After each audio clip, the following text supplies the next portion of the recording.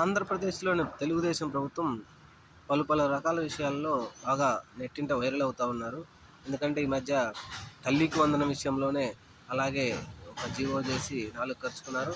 ఇప్పుడు అలాగే జగన్మోహన్ రెడ్డి గారి మీద రఘురామకృష్ణరాజు కేసు పెట్టేసి ఆ కేసు విషయంలో పోలీసులు తీసుకున్న లీగల్ ఒపీనియన్ విషయంలో కూడా డేట్ తప్పు రాసి అది 4 ఖర్చుకున్నారు.